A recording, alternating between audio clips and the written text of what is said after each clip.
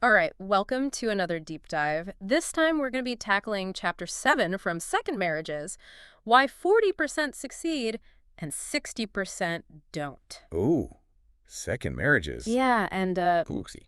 juicy. You sent this in, so we know you're interested in this idea of compatibility in relationships. But before anyone gets turned off thinking that this is all about, marriage number two, Yeah. uh, Yeah. this chapter really digs into how to make anywhere relationship work. Exactly. Which I think we can all agree we could use a little help with sometimes, right? Oh, absolutely, Yeah. for sure. And this chapter actually does a really interesting job of kind of reframing how we think about compatibility. Okay. It's not about, finding a carbon copy of yourself, someone who's exactly like you. Yeah. It's really more about how do you work with those differences that inevitably come up in any relationship. Yeah, it's like learning to dance with a partner who, maybe doesn't have the exact same style as you. You can still move together beautifully, even if your steps aren't perfectly matched. And the chapter starts off, actually, with a quote from Tolstoy that I think really sets the stage. Okay, hit us with it.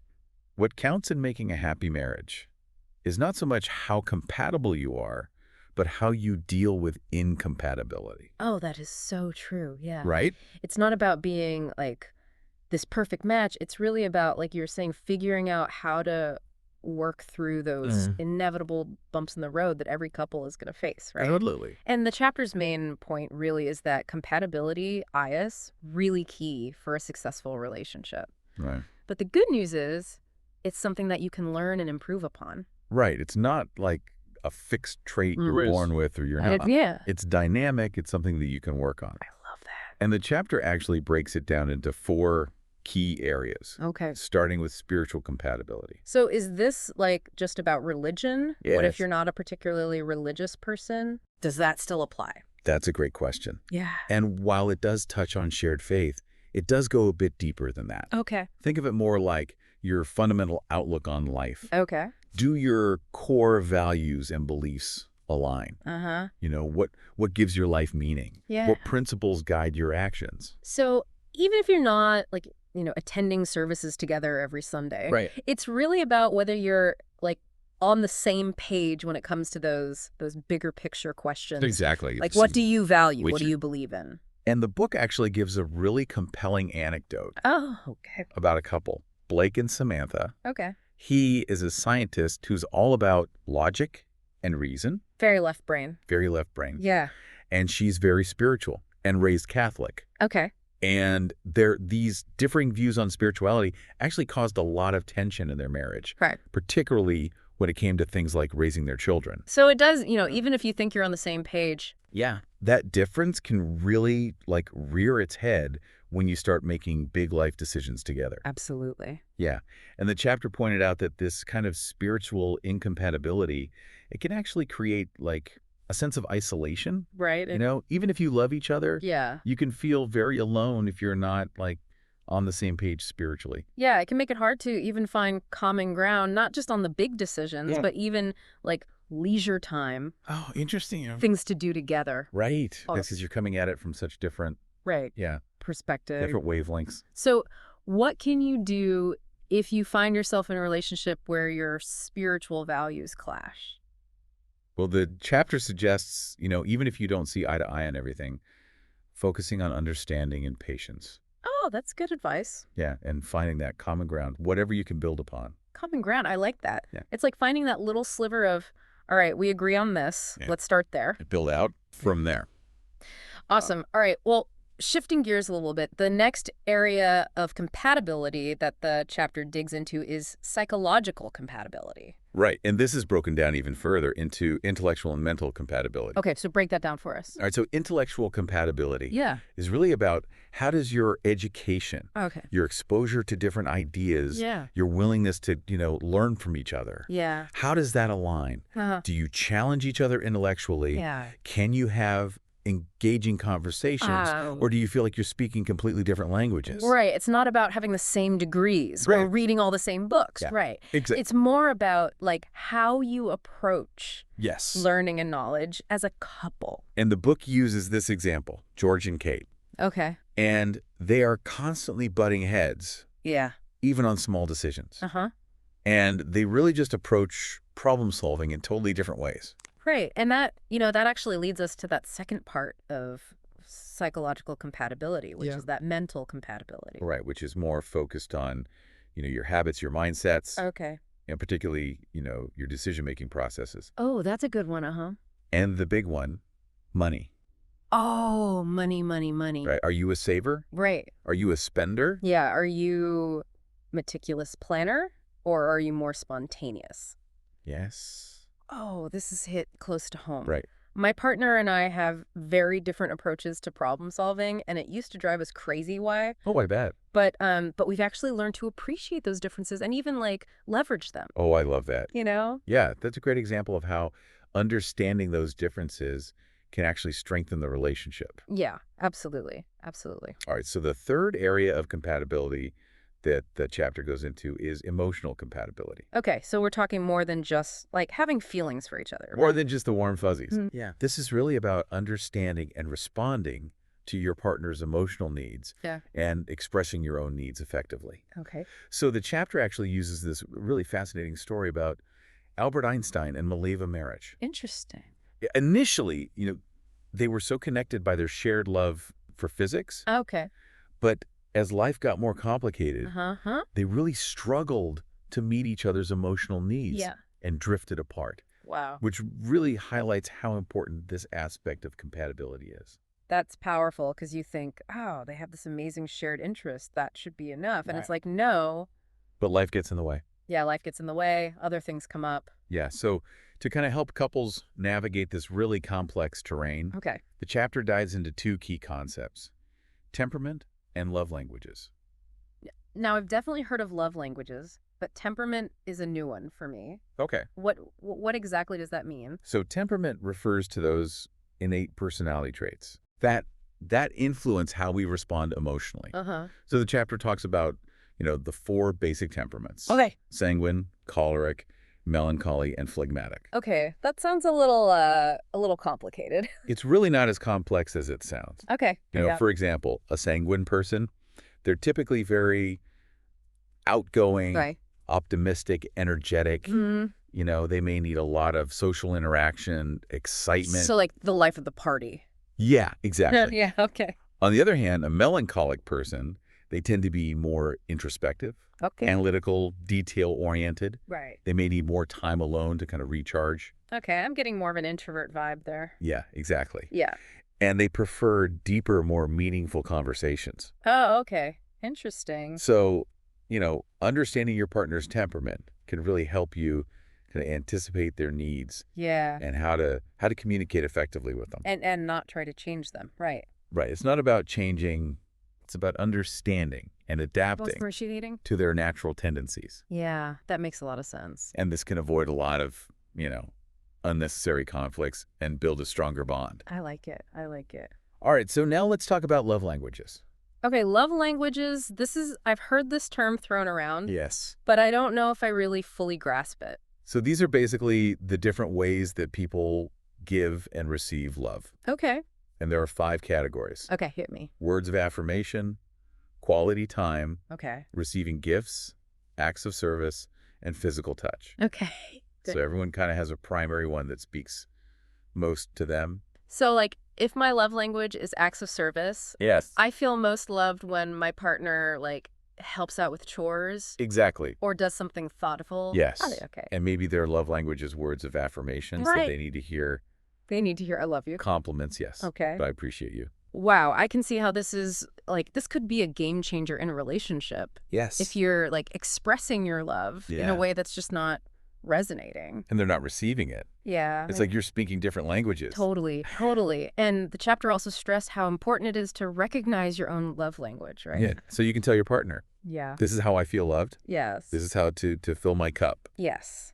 All right, well, listeners, as we move into part 2 of this deep dive, I want you to take a minute and think about your own love language. Yes. What makes you feel most loved and appreciated? Yes. And think about your partner. yes. How do they show you love?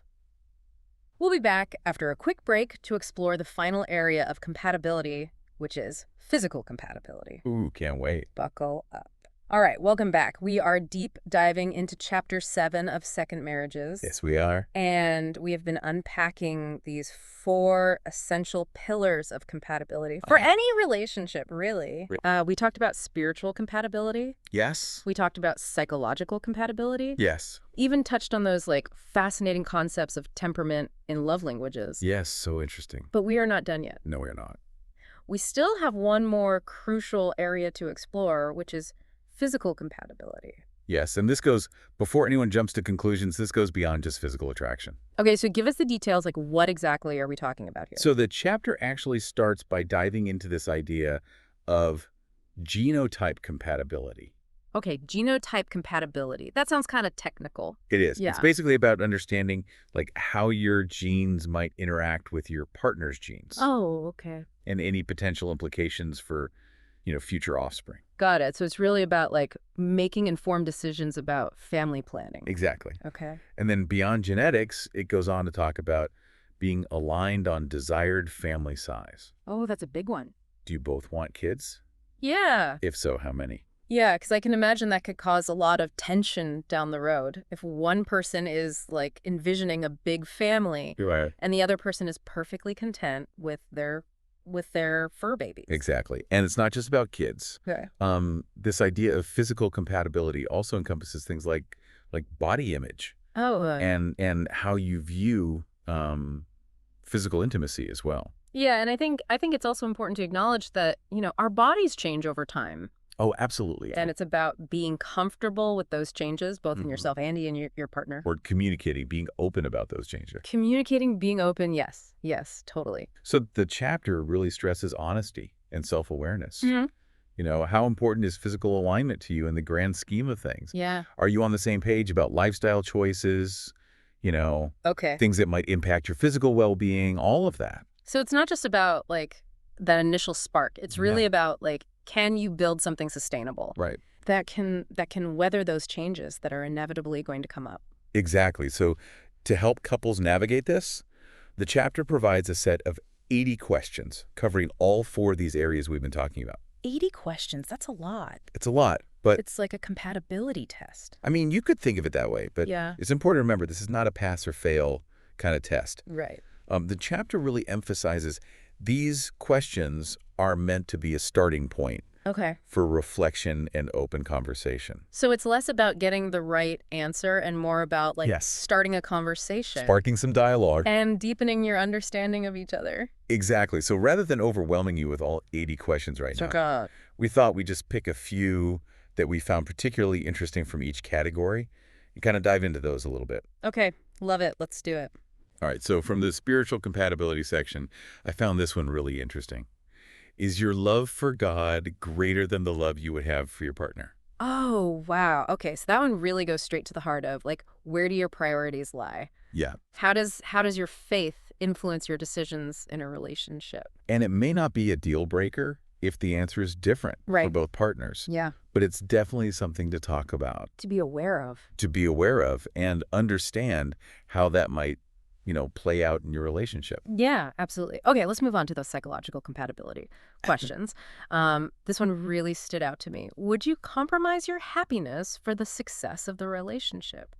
Ooh, that's a tough one. Yeah. What do you think? It makes you think, It does. It's like that age-old question. Yeah, Can you really love someone else if you don't love yourself first? exactly. It's not about sacrificing your happiness entirely, but it's about understanding that compromise is a part of any healthy relationship. It's finding that sweet spot Yes. where you can both thrive as individuals and as a couple. And it's an ongoing process. Oh, yeah. Things change. Yeah. The needs of the relationship change. Right, so it's constant kind of back and forth. Yeah, you're always reevaluating. Exactly. Awesome. Okay, how about emotional compatibility? All right, so from the emotional compatibility section, I thought this one was really interesting. Do you think confessions make a relationship stronger? Ooh, that's a good one. Right. Right? It really gets at honesty and vulnerability, Yeah. which are so essential for building trust And intimacy. and intimacy. Yeah, and it's not just about, like, confessing some big secret Right. or past mistake. It's really about creating that space where you both feel safe to be open and honest about how you feel, Yes, exactly. even when those feelings are messy. Exactly. Yeah, so important. Okay, so for our listeners who identify with the learner persona, we thought this question might be particularly relevant Oh, good. from the emotional compatibility section. What's the one thing you would like to change about yourself today, and why? Ooh, I love that question. It's so insightful. It really reveals a lot about self-awareness and willingness to evolve. Right, and it kind of hint at those areas of potential compatibility. Yeah. If one partner is committed to self-improvement and the other one is resistant to change, that might be a challenge. Yeah, it's about finding someone who inspires you to be your best self, Yes, right? yes, Someone who encourages you to grow. absolutely. All right, let's move on to a couple of those physical compatibility questions. Uh, This one is pretty straightforward, but I think still so important. Do you snore, and are you comfortable sleeping next to someone who does? the age-old question of snoring. I know, right? It might seem like kind of silly, Yes. but it speaks to like those very practical aspects of Yeah. sharing a life together. Absolutely. Because sleep is so important. Oh, yeah. And if you're constantly battling those sleep disruptions Yeah. because of snoring, Yeah. I mean, that can really affect your mood, your energy levels, and even your relationship. Everything, yes. So it's just about, being realistic about those everyday habits. Yeah. And finding ways to adapt. Right. Okay, now, this next question is a bit more sensitive, Okay. but equally crucial. What is your sexual orientation? Yeah. And the chapter emphasizes, being honest about that Yeah. is fundamental. Absolutely. It's about ensuring that you're both on the same page Yeah. and have compatible, desires and expectations. It's building that foundation of trust from the very beginning. Absolutely. Yeah, so important. Okay, and one last question from the physical compatibility section that Okay. I loved. If money and career were no object, what would you really be doing? Oh, that's a great question. Right. Because it really gets at, like, what are your passions? Yeah. What are your dreams? What brings you joy? Yes. Yeah, it gives you such insight, I think, into your partner's values, Absolutely. and their aspirations, Yeah. which I think is really valuable as you're, making those big life decisions together. Absolutely. Okay, so we've explored a handful of these compatibility questions. Yeah. But I'm curious, what if you and your partner, you go through these questions Yeah. and you discover some like significant differences? Right. Does the chapter offer any guidance for navigating that? It does. It encourages couples to approach these discoveries with open and honest communication. Okay. It's about acknowledging those challenges, Yeah. understanding the potential impact, Yeah. and deciding together Okay. if you're both willing to put in the work to bridge those gaps. So it's not about like magically erasing all those differences, right? Yeah. It's more about, developing the skills to communicate effectively and work through them together. Exactly, and having that emotional intelligence to navigate those challenges as a team. It's like we were saying before, learning to dance together, even if you have different styles. Yes. You can still move beautifully as a couple if you're willing to learn and adapt. Absolutely. And I think what's really important to remember is that compatibility isn't, a destination. Right. It's a journey. Yeah. It's a process of growth and understanding and constant adaptation. That is such a great point. It's not about finding that, that perfect match that checks all the boxes, right? Right. It's about choosing to embrace the imperfections and work together to build something, fulfilling and lasting. And the chapter, argues very strongly that compatibility is essential for a successful relationship, Okay. but that it can be learned and improved upon. That's so reassuring Yeah. because I think sometimes people feel like, oh, well, if we're not compatible, That's doomed. it's over. Yeah, Yeah. there's nothing we can do. Right. And that's just not true. Right. It's not some mystical force Right. that's determining your destiny. I love. Okay, so we've covered so much in this deep dive.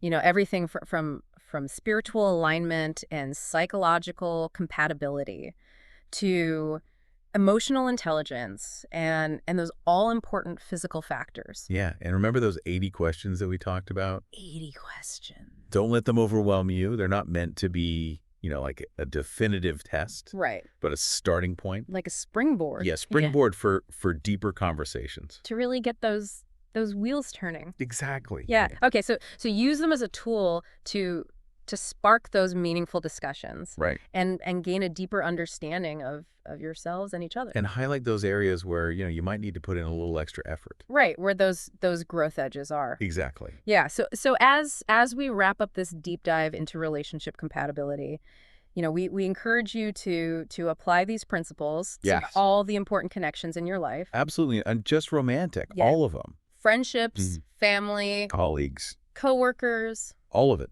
Take a moment to reflect on your own experiences. Yeah. What what resonated with you most from this conversation? Which areas of compatibility feel like strengths in your relationships, and where might there be some room for growth? Yeah, we'd love to hear your thoughts. So head over to our website or social media and share your reflections. Absolutely. And until next time, happy exploring